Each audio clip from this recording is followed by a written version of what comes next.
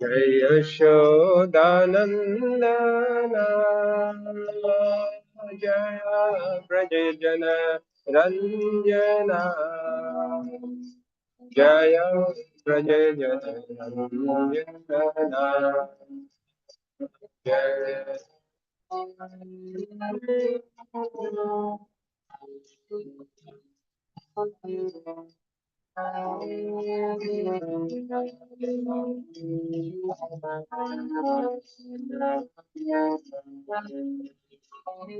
जय जमुना तीरावनचारी जय कुंज बिहारी जय जमुना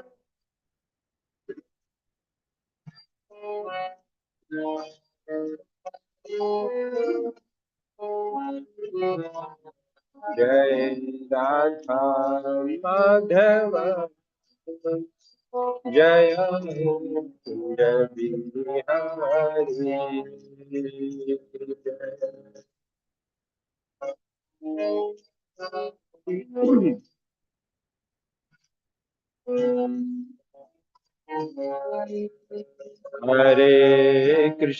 हरे कृष्णा कृष्णा कृष्णा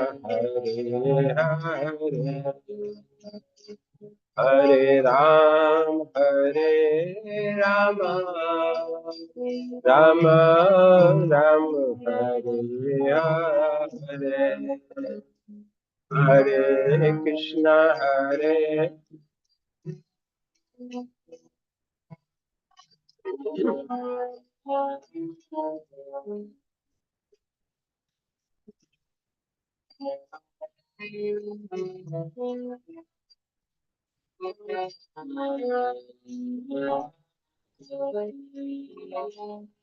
जय राधा माधव राधा माधव श्री राधे जय राधा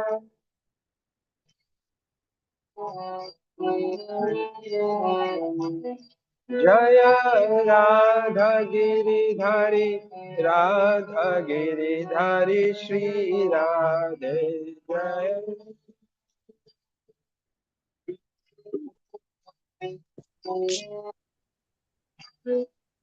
जय गौर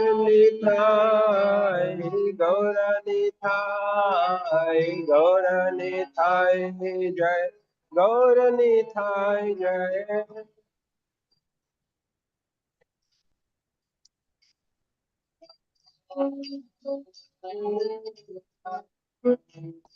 जय जय प्रभुपाद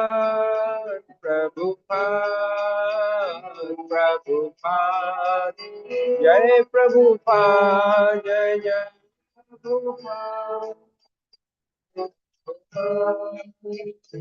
प्रभुपाद जय जय प्रभुपाद जय जय गुरुदेव गुरुदेव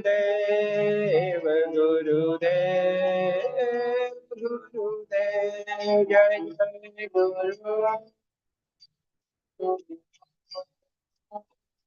गुरुदेव जय जय गुरुदेव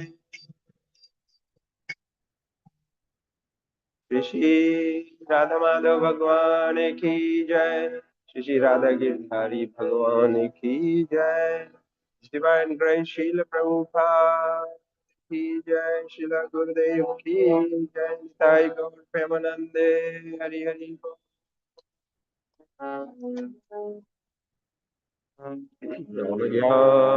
ज्ञानतिमिरान्धस्य ज्ञानाञ्जनं चक्षुरुन्मिलितं येन तस्मै श्रीगुरुवे चैतन्यमनोभीष्टं स्थापितं येन भूतले स्वेरूपकदा मायं ददाति स्वपन्थाम् वन्देऽहं श्रीगुरु श्रीयुत्पदकमलं श्रीगुरुन् वैष्णवंश्च चिरूपं साग्रजातं सहगण रघुनाथान्वितं सजीवम् साद्वैतं सावधूतं परिजनसहितं कृष्णचैतन्यदेवम् श्रीराधा कृष्णपादान् सहगणललिता श्रीविशाखाभितम् हे कृष्णा करुणा सिंधु दीनबंधु जगन्पते गोपेश गोपिका कांत राधा कांत नमोस्तुते चंद गौरांगी राधे वृंदावनेश्वरी वृषभानुसुते देवी प्रणमामि हरिप्रिये कल्पतरुभ्यश्च कृपा सिन्धुभ्येव च पतितानां पावनेभ्यो वैष्णवेभ्यो नमो नमः। जय श्री कृष्ण चैतन्य प्रभु नित्यानंद श्री अद्वैत गदाधर शिवासादि गौर भक्त वृंद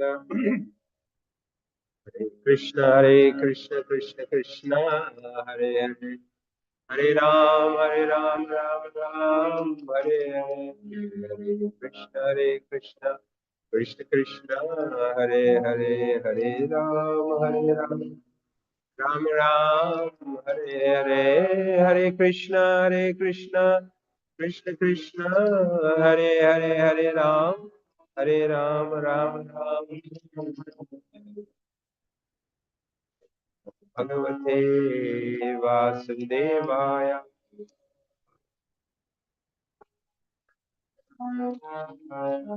नमो भगवते वासुदेवाय ओम नमो भगवते वासुदेवाय ओम नमो भगवते वासुदेवाय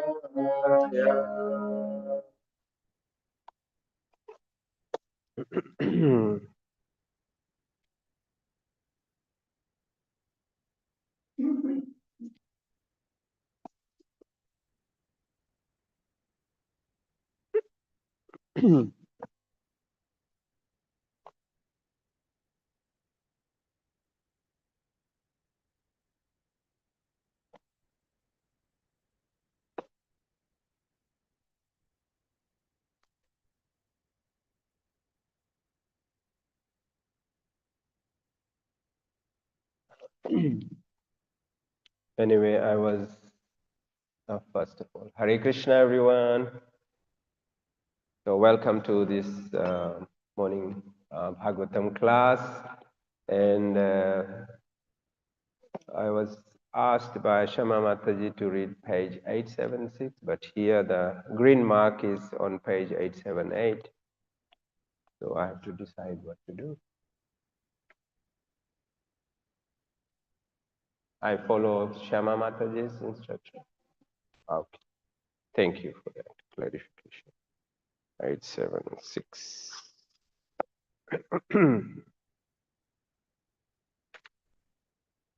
Right. So we are, first of all, we'll read from Srila Prabhupada Lilamrita. Title is India Dancing White Elephants, page 876. Reporter, there is a conversation, I think, a reporter is asking Srila Prabhupada, they're having conversation.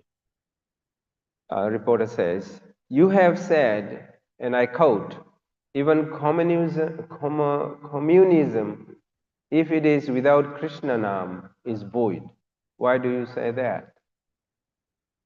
Prabhupada, why do you refer to communism in particular? Without Krishna consciousness, everything is void. Whatever you do, Krishna must remain in the center. Whether you are communist or capitalist or anything else, it doesn't matter. We want to see whether your activities are centered around Krishna. Reporter, right now there is too much turmoil in Bengal. What is your advice to us at this time? Prabhupada, my advice is to chant Hare Krishna. This is the piece of advice to both the capitalists and the communists. All animosity between them will cease completely, and all their problems will be solved if they take this advice. The crowd, affirming Srila Prabhupada's words, began to shout, Sadhu, Sadhu. Prabhupada sat in the back seat on his way from airport to home of Mr. Das Gupta on Hindustan Road. Outside the car window, the familiar scenes of Calcutta passed by. For the newcomers riding with him, however, Calcutta was foreign and unfamiliar. Gaunt, loitering cows and street dogs, small horses, pulling huge loads, barefoot rickshaw-wallas, open shops with exotic foods, dense crowds of pedestrians, the sultry heat, um, and the incredible traffic. These, although familiar to Prabhupada, plunged the disciples who had flown with him into culture shock. Tamal Krishna looked nervously at the driver, who swerved in and out of traffic, honking his horn. Prabhupada laughed softly. Tamal Krishna, how do you like this driving? So, Achyutanand and Jayapataka, however, were acclimatized to Calcutta and learned to appreciate its culture. They had met high-class, cultured Bengalis who accepted them as sadhus despite their American birth. They had preached in many homes and had attracted curious crowds by chanting in public. They had not, however, achieved a solid foothold for ISKCON. But now Prabhupada had come to change that. He would preach wonderfully just as he had done in America, and his disciples were eager to serve as his instruments in preaching. He would be their vital force, their inspiration, for he was empowered by Lord Sri Chaitanya Mahaprabhu. Okay, Prabhupada reached the home of Mr. Das Gupta at almost midnight. Many people wanted to see him, and when Devanand Maharaj tried to turn them away, Prabhupada said, no, no, let them come in. Prabhupada's sister Bhautani arrived with an array of special dishes she had cooked for Prabhupada. We can't eat now, one of the sannyasis protested. It's late at night. No, Prabhupada said, we must eat everything. We must eat everything. Whatever my sister cooks, we have to eat. This is our favorite activity. She likes to cook for me and feed me. Everyone must take prasadam.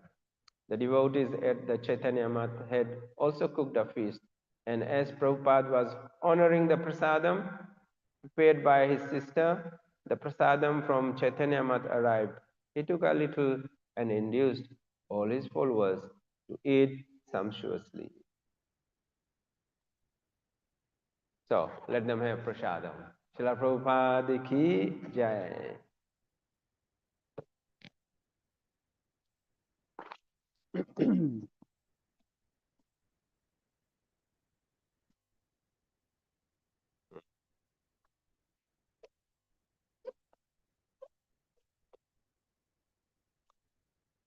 So today we are reading from Srimad Bhagavatam, Canto 5, Chapter 10, Text 19. Maharaj Raghugan meets Jar Bharat. Yes, okay. So we'll try to chant the verse. Aham cha yogeshvaram atma tattva. Aham cha yogeshvaram atma tattva. Vidam muninam paramam gurum vai. Vidam muninam paramam gurum vai. Prastum pravitta kim iharanam tatha.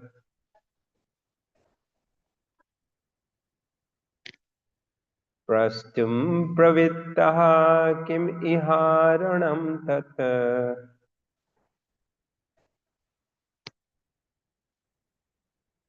साक्षाद्धरिं ज्ञानकलावतीर्णम्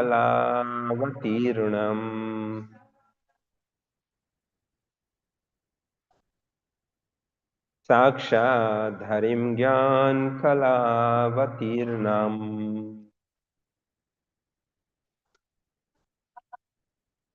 अहं च योगेश्वरम् आत्मतत्त्व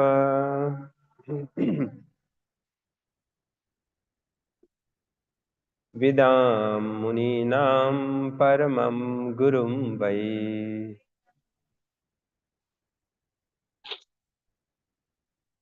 प्रष्टुं प्रवृत्ता किम् इहारणं तत्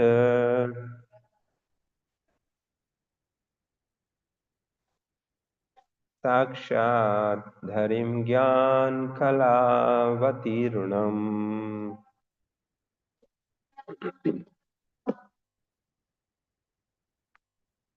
Anyone would like to? अहं च योगेश्वरम् आत्मतत्त्व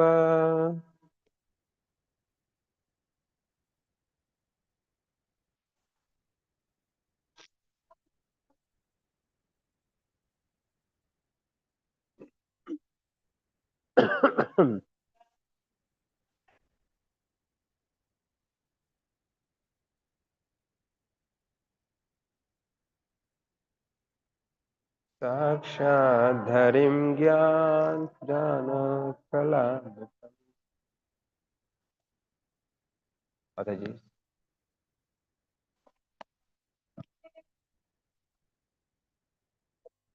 अहं च योगेश्वरम् आत्मतत्त्व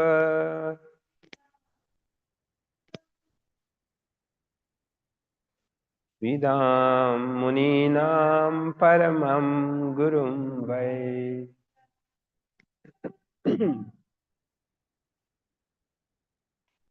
प्रष्टुं प्रवृत्तः किम् इहारणं तत्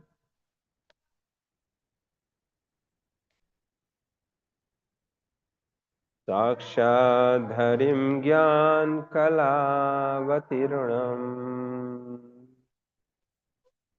You understand?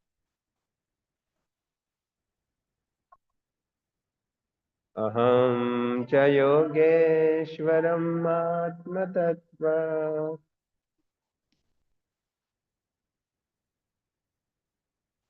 विदां मुनीनां परमं गुरुं वै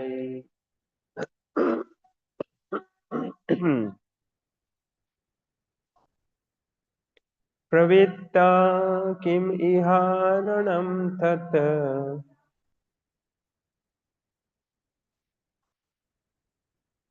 साक्षाद्धरिं ज्ञानकलावतीर्णम् Thank you. Let's do word by word. Aham, I, cha, and Yoga Ishwaram, the master of mystic power.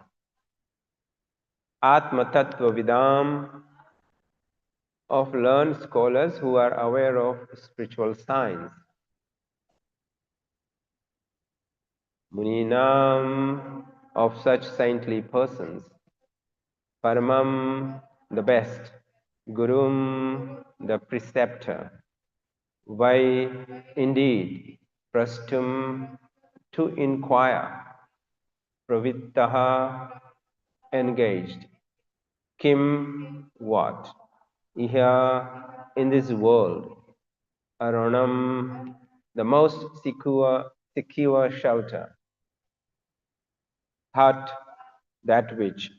Sakshat Harim, directly the Supreme Personality of Godhead.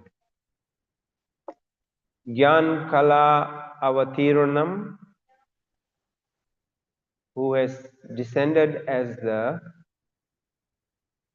incarnation of complete knowledge. In his plenary portion,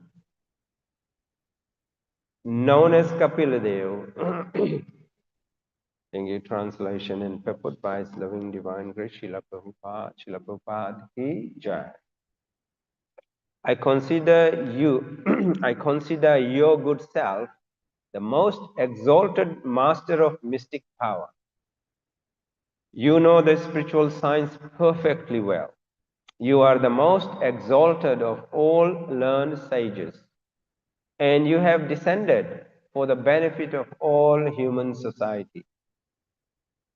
You have come to give spiritual knowledge, and you are a direct representative of Kapiladev, the incarnation of God, and the plenary portion of knowledge.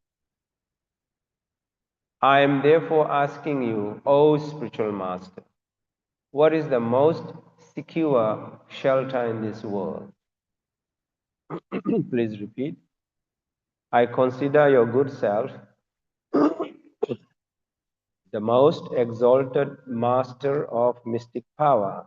You know the spiritual science perfectly well. You are the most exalted of all learned sages, and you have descended for the benefit of all human society. You have come to give spiritual knowledge, and you are a direct representative of Kapila Dev, the incarnation of God, and the plenary portion of knowledge. I am therefore asking you, O spiritual master, what is the most secure shelter in this world? Thank you. Purport. As Krishna confirms in Bhagavad Gita, Yoginam api sarvesham matgatinantaratmana shadavan bhajate omam same yukta tamo mataha. Of all yogis, he who abides in me with great faith, worshipping me in transcendental loving service, is the most intimately united with me in yoga and is the highest of all. Bhagavad Gita 6.47. Jada Bharat was a perfect yogi. He was formerly the emperor of Bharat, the Emperor Bharat Maharaj, and he was now the most exalted personality among learned sages and the master of all mystic powers. Although Jada Bharat was an ordinary living entity, he had inherited all the knowledge given by the Supreme Personality of Godhead, Kapila Dev. He could therefore be taken directly as the Supreme Personality of Godhead, as confirmed by Srila Vishwanath Chakravarti Thakur in his stanzas to the spiritual master, Sakshat Dharitvena Samasta Shastre. An exalted personality like Jada Bharat is as good as the Supreme Personality of Godhead because he fully represents the Lord by giving knowledge to others. Jada Bharat is herein accepted as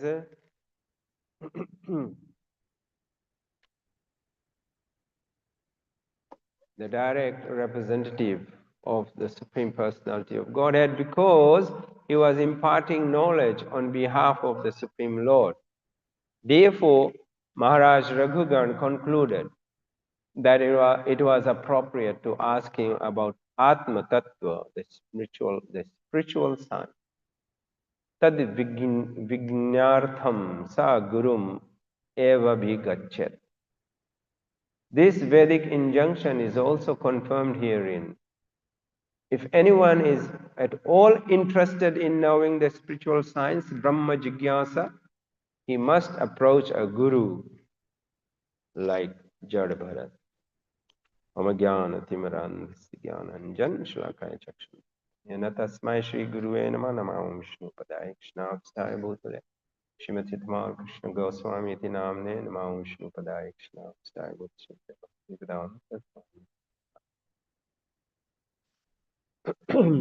So I repeat the verse. I consider, translation, I consider your good self, the most exalted master of mystic power. You know the spiritual science perfectly well.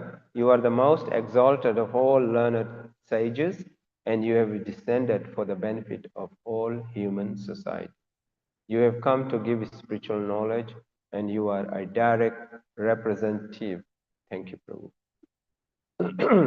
of Lord Kapila Deva, the incarnation of God, and the plenary portion of knowledge.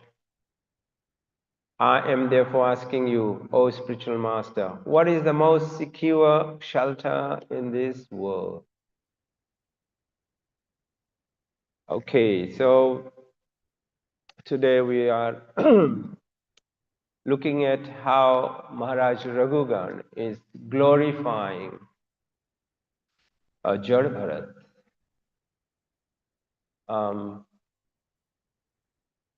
But before that, something happened. I'll just be, how many of you are every day following the Bhagavatam class? Not really, no? You? No. Yeah, so I'll just give you some background story quickly so that we are aware of what's happening. Okay, in this chapter, Bharat Maharaj, I'm reading the summary of this chapter. So listen. In this chapter, Bharat Maharaj's attainment of the body of Brahmana is described. In this body, he remained like a dull, deaf, and dumb. So much so that when he was brought before the goddess Kali to be killed as a sacrifice, he never protested but remained silent.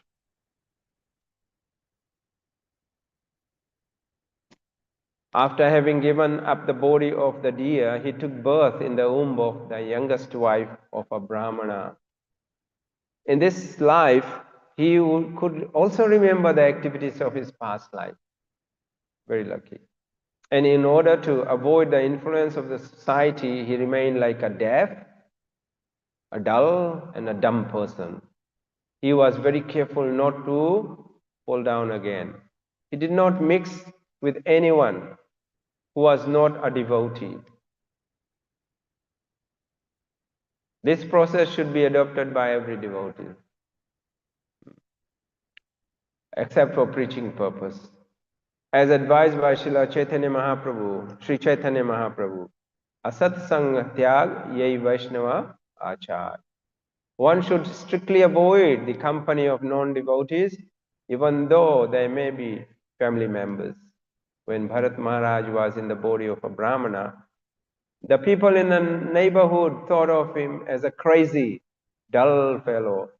But within, he was always chanting and remembering Lord Vasudeva, the Supreme Personality of Godhead. Although his father wanted to give him an education and purify him as a Brahmana by offering him the sacred thread, he remained in such a way that his father and mother could understand that he was crazy and not interested in any reformatory method.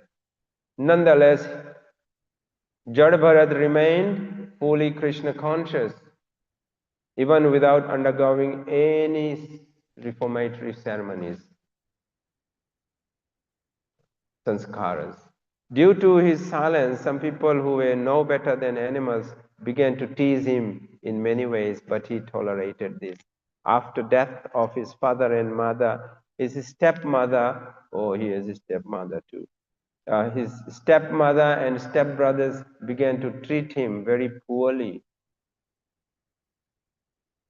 They would give him the most condemned food, but still he did not mind.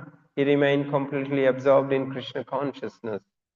He was ordered by his stepbrothers and mother, okay, to guard a paddy field Yeah, one night. And at that time, the leader of the dacoit party took him away and tried to kill him by offering him as a sacrifice before Bhadrakali, goddess Bhadrakali. And then I'll leave it there. So this is the background story of Maharaj, Jar Bharat, as you all know. In the beginning, he was Bharat Maharaj, no? Bharat Maharaj. He was the emperor of the whole world.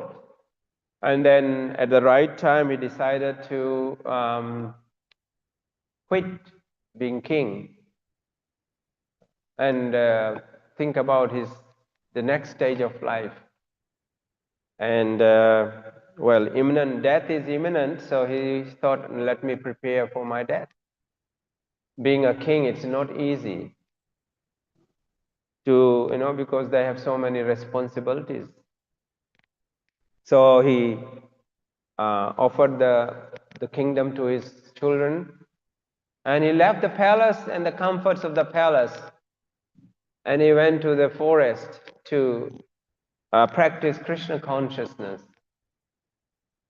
And he went to a river known as Gandaki River, also very holy river, and built a hermitage for him with the natural materials from the forest. And he was doing meditation, chanting. I don't know whether he had any books to read or not, but he didn't have probably at that time. So he was chanting, meditating, worshipping the Lord, and practicing devotional service. And then one day, while he went to the river for his morning bath, he saw a deer drinking water, a mother deer. And then there was a growl of a lion from behind the forest. The mother deer got very scared, so she tried to escape. She tried to jump over the river to the other side. And while doing so, she did jump. The baby deer was born, and the mother died on the other side of the river. So Maharaj Bharat was watching. So naturally, he was a devotee, a Vaishnava. One of the qualities of the Vaishnava is mercy. They are very important, being very kind to every living entity. So he quickly ran and rescued the deer and brought him to his hermitage, and then he cared for it. He cared for it very nicely, and as you know, it's natural. The deer, when anyone is cared for very nicely by someone, they become attached to each other. So that baby deer had no idea about his mother, but he thought everything in the world was this Bharat Maharaj. And gradually Bharat Maharaj got very, very, very attached to the deer, and he spent less time in his devotional activities, chanting, meditating, and worshipping the Lord. And so he got very attached. And what happened then, one day the deer got out of sight, and he was very scared. So he went to look for the deer. He was really very anxious that the deer might be eaten by the lions and tigers. So he went looking for the deer. While he was looking for the deer, he couldn't find, and suddenly he fell and he passed away. He left of his body. And as you know, yam yam vapi smran bhavam tyajate ant kalevaram tam tam evaiti kaunteya sadatad bhava. Bhavita, it's cold. So Lord Krishna says in 8.6 Bhagavad Gita, whatever state of mind you are when you leave your body, that state you will attain without faith. So in his mind, he was thinking of the deer, and it's very scientific, this knowledge. If you're not thinking of Krishna, then you can't go back home, back to Godhead, very easily, and I mean very simple, explained by Krishna, but it's very hard to come to that stage, Krishna consciousness. So he was thinking of Diya, so he became a Diya in his next life. But by Krishna's mercy and by his devotional activities, Krishna bestowed some mercy upon him so he could remember his past life. And he thought, oh, I left the palace, I left my family, I left everything, and I came here to attain Krishna consciousness and go back home, back to Godhead. And I have become a deer. So he was very careful. He stayed amongst the rishis and the sadhus in the forest, ate the remnants of prasadam and ate only dry leaves because he didn't want to live long. He kind of did some sacrifice, fasting, tapasya, austerity. And then the time came for him to leave his body. And he was then in this next, in the third, Bharat Maharaj, Diya Maharaj, and then Jad Bharat. He came as Jad Bharat. He was born in a Brahmana family. And he was known as Jad Bharat. Jad means like dull or something like that, in one sense, in one context. Yeah. So he was known as Jad Bharat. He still retained his name, Bharat. So then he was growing, and then parents tried to, do these sanskaras, purify him with this Brahman thread sanskar. What do you call that? Janeo sanskar, yeah, something like that. It has a special name, yeah. There are 16 sanskars we should go through, but it's not happening now because we don't know them. Anyway, but he was not interested. He acted as dull and dumb and crazy. So they left him alone. And he wasn't very much interested in own self, the body. Maybe he didn't take bath regularly. So the parents neglected him too. And then his parents died. No, his parents died. And the stepbrothers, sorry, the brothers, I have just read that his father married before his parents died. He married, his father married another. Oh, he had two wives, yeah, okay.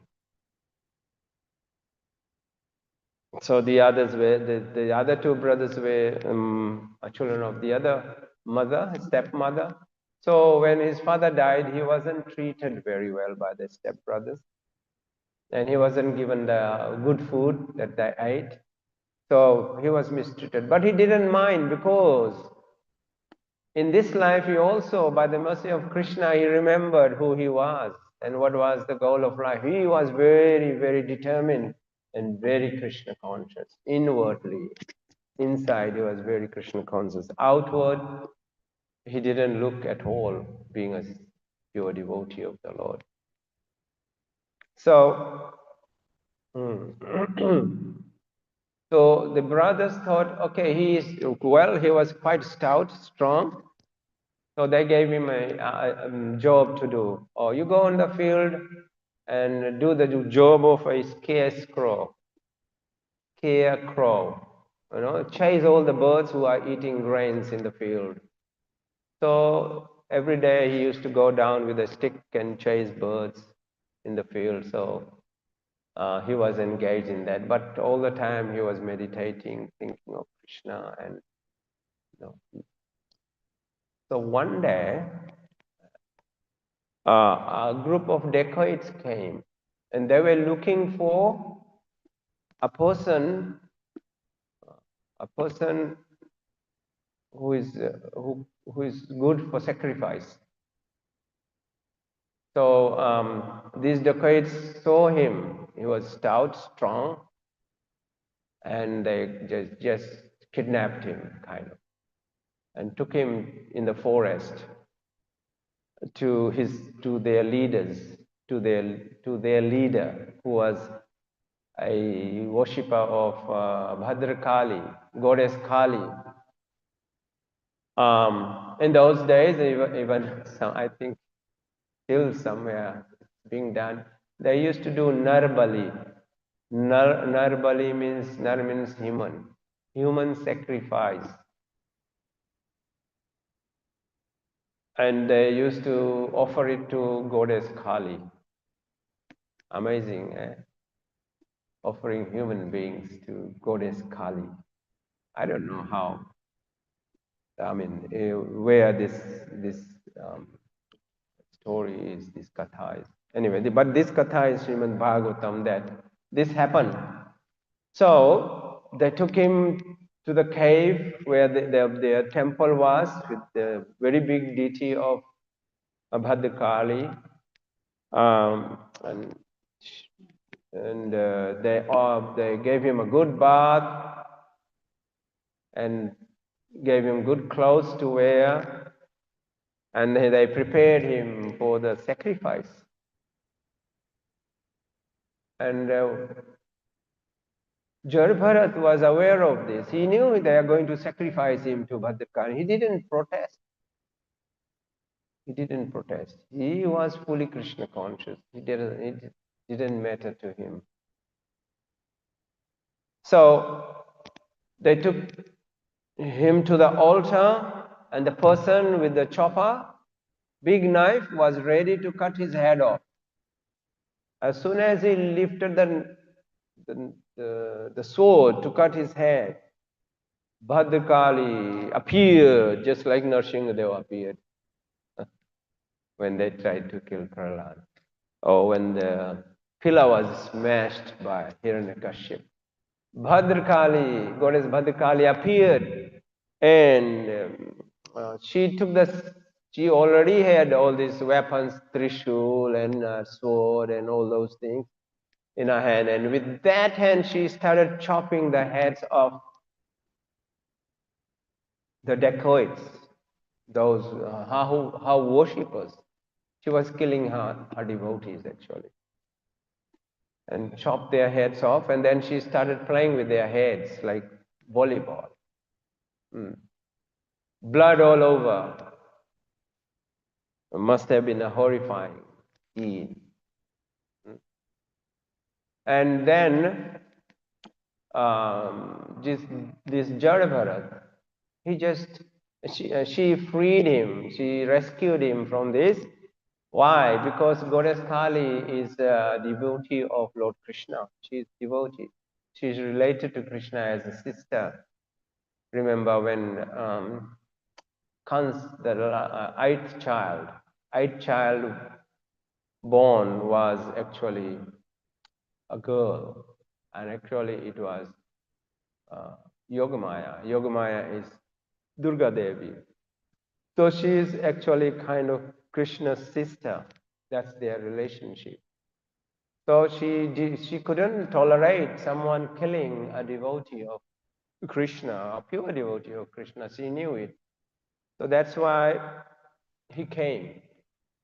Now she appeared and killed the dacoits and rescued Jadbharat, and then Jadbharat walked away. And then somehow, somewhere, one of the kings, and the king was King Raghugana, his servants were looking for someone to carry the palanquin. There should be 4 people to carry palanquin. But the third person wasn't there, so they were looking and they found him. And they saw he was strong and stout, so they were very happy. So they brought him and made him carry the palanquin, and King Raghugan was sitting inside. And since this Jadbharat was a pure Vaishnava, and he had all those qualities of a Vaishnava, while he was walking, he was watching on the ground to avoid stepping on ants and any insects. So he wasn't steady. He used to jump this way, jump that way. And the king was thinking what was happening. Why is the palanquin not going straight nicely and smoothly? So he was angry. And then the other palanquin carriers told king that this new guy, new person, is not working steadily. He's jumping and he's doing this and that. So King Raghugan was very, very upset, angry with him, and he chastised him, and he used some filthy language against him. He said, you are so stout, fat, you are good for nothing, you can't even carry the palanquin nicely. And he said that. And when he chastised him, used filthy language, that's the time, that's the first time when Jada Bharat spoke to the king. He didn't even speak with his families when he was there. So, since he was a devotee, we might ask, was he preaching? Was he preaching to his family? Was he preaching Krishna consciousness?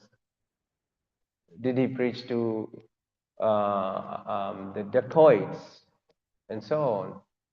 The acharyas explained that yes, he was preaching, although he wasn't speaking, but he was preaching. All these pure devotees can preach in many different ways, not just by speaking, giving class. They preach with their own examples, acharyas. Whatever they do, they just preach. And we can learn a lot from by just observing these wonderful pure devotees. So in case of Jara Bharat, when he was at home, he knew if he preached to his family members, they were not very keen, and they won't. He thought, and he knew they won't like it, they won't accept it, so he didn't preach in that way. But he stayed with them, although they were mistreating him.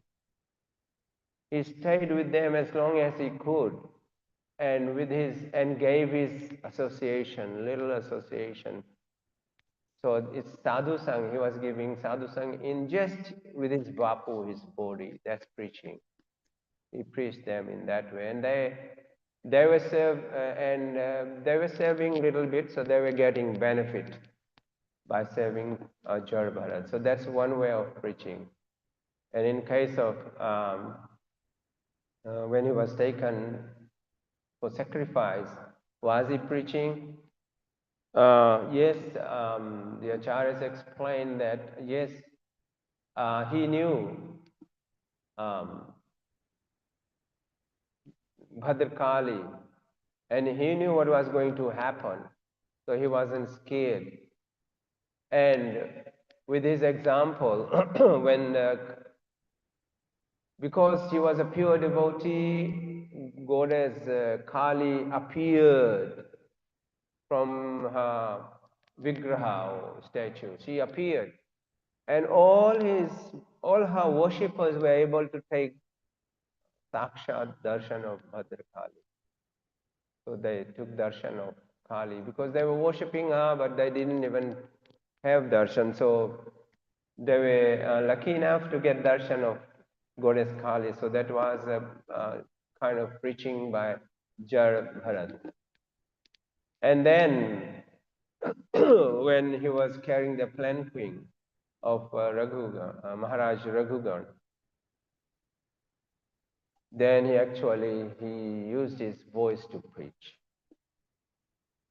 And after Maharaj Raghugan spoke, chastised him, used some very strong words, then he started preaching. And I'll read one or two verses that he said, translations.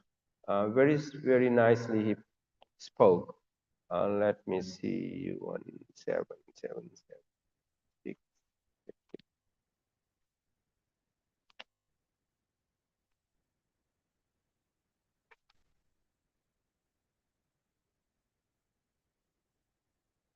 7, yeah. This is what the Maharaj said, King Raghugan said, "You rascal, what are you doing? Are you dead despite the life within your body? Do you not know that I am your master, I am the king? You are disregarding me and are not carrying out my order. For this disobedience, I shall now punish you, just as Yamaraj punishes sinful people. I shall give you proper treatment so that you will come to your senses and do the correct thing." So this is how Maharaj Raghugan chastised Jada Bharat.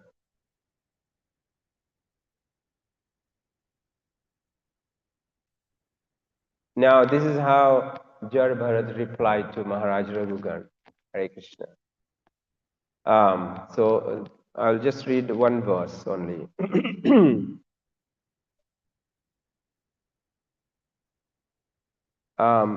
Fatness, thinness, bodily and mental distress, thirst, hunger, fear, disagreement, desires for material happiness, old age, sleep, attachment for material possessions, anger, lamentation, illusion, and identification of the body with the self are all transformations of the material covering of the spirit soul. A person absorbed in the material bodily conception is affected by these things. But I am free from all bodily conceptions. Consequently, I am neither fat nor skinny nor anything else you have mentioned. So he's preaching to King Raghugan this high philosophy and the basic philosophy. My dear king, you have unnecessarily accused me of being dead, though I am alive. In this regard, I can only say that this is the case everywhere because everything material has its beginning and end. As far as you are thinking, you're thinking that you are the king and master, are thus trying to order me. This is also incorrect because these positions are all temporary. Today you are a king and I am your servant, but tomorrow the position may change. You may be the servant and I am your master. These are all temporary circumstances created by providence. So he gave this philosophical teaching to Raghugan. And then after he has spoken, then King Raghugan was actually shocked. He never thought that this person could be a pure devotee because he appeared dull, dumb, and dirty and all that. So what did he do? He stopped the palanquin carrier, stopped. He came out of the palanquin, went to the ground, and did Dandavat Pranam to the feet of Jar Bharat. He actually paid obeisances to Jar Bharat and asked for forgiveness. He asked for forgiveness. And after that, Jar Bharat, then he said, "You are my spiritual master. Please enlighten me about spiritual science." And he glorified him. He glorified. He said, "Your good self is the direct representative of Kapila Dev," and so on. This is how he glorified him. Text 19, we said, "I consider your good self the most exalted master of mystic power. You are Yogeshwara." Yes. Yogeshwaram Atma Tattva. You are Yogeshwara. You are the master of mystic power. Actually, Yogeshwara is Krishna. He is the master of all mystic powers. But because he was a pure devotee, he was very exalted. This is how he was glorifying Jarabarat. You know the spiritual science perfectly well. You are the most exalted of all learned sages. And you have descended for the benefit of all human society. So all good qualities you can see Jar Bharat possessed, which King Raghugan can now see because his eyes are now open. Who is this Jar Bharat? And further on, he said, you have come to give spiritual knowledge, and you are direct representative of Lord Kapila Deva. I am asking you, oh spiritual master. So he accepted him as his spiritual master. What is the most secure shelter in this world? So that is his final question. After glorifying Jarbharat, accepting him as his spiritual master, he asked one question at the end. He said, what is the most secure shelter in this world? Uh, so what is the most secure shelter in this world? What do you think is the most secure shelter in this world?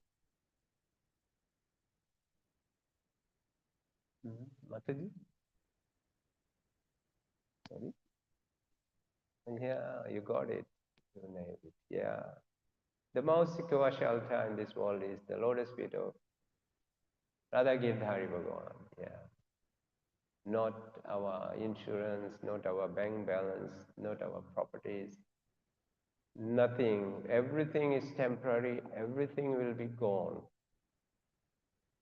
The only shelter is the lotus feet of our spiritual master, who will be able to direct us to the lotus feet of Sri Krishna, Sri Radha and Radha Girdhari.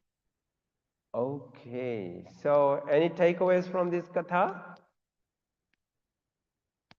One, I'll give you mine. Do not judge a book by its cover. You know the saying? Don't judge a book by its cover. This is what we do. We look at any person, we make judgments in our mind that, oh, he doesn't look to be a nice devotee or this and that. So we have to be very careful.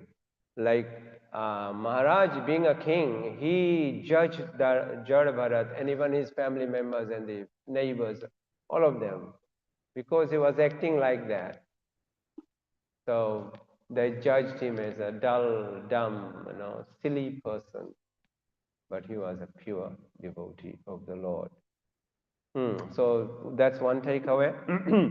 So by judging people, we commit offenses. We make some opinions in our mind.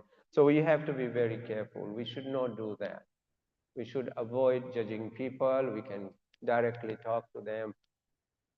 Instead of judging them, we should respect. Lord Chaitanya Mahaprabhu said in one of those Diksha Akshikam, Trinadapi, Punichena Tarorapi Sahishana Manina Manadena Kirtanya Sadahari. If you want to chant the holy names eternally, then Kirtanya Sadahari, then we have to follow this instruction.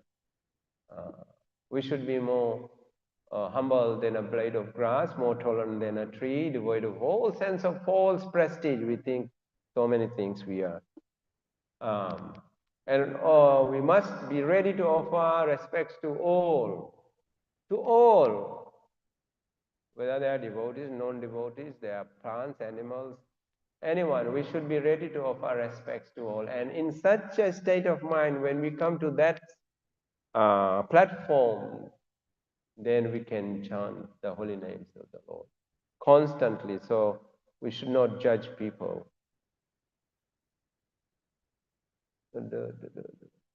So we should learn to respect, and we should try to become the perfect, not perfect, we try to become the best of the devotees of the Lord.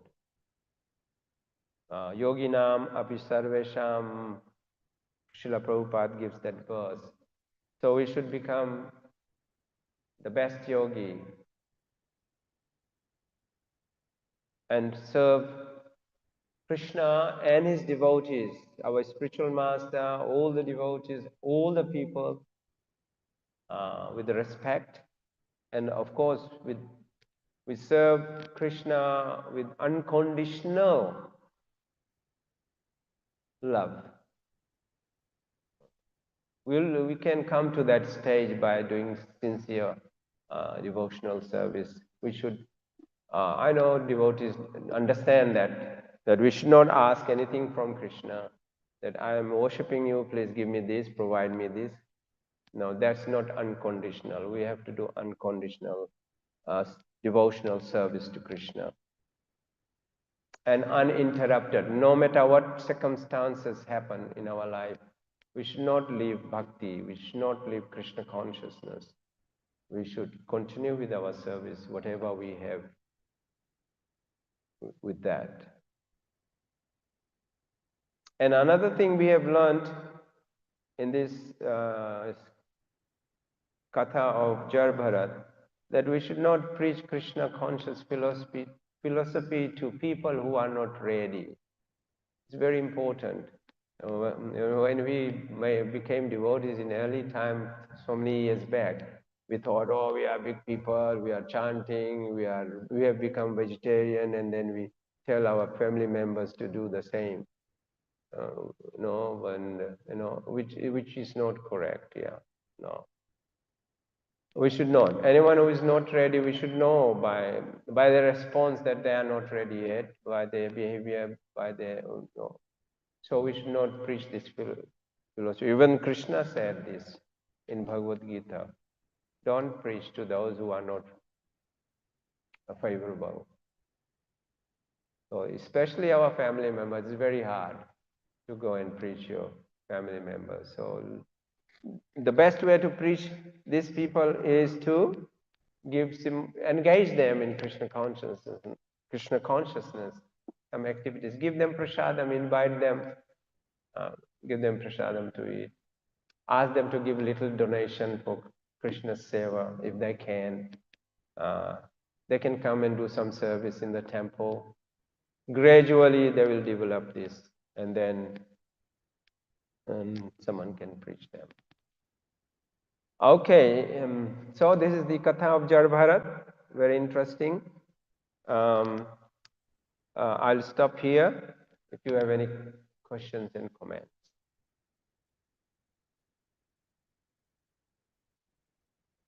It's cold, freezing cold, yeah.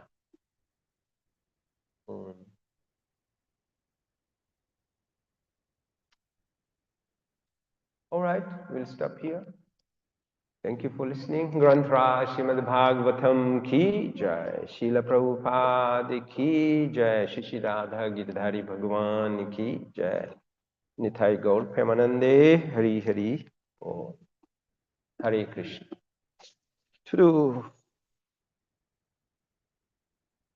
Oh, thank you for this story.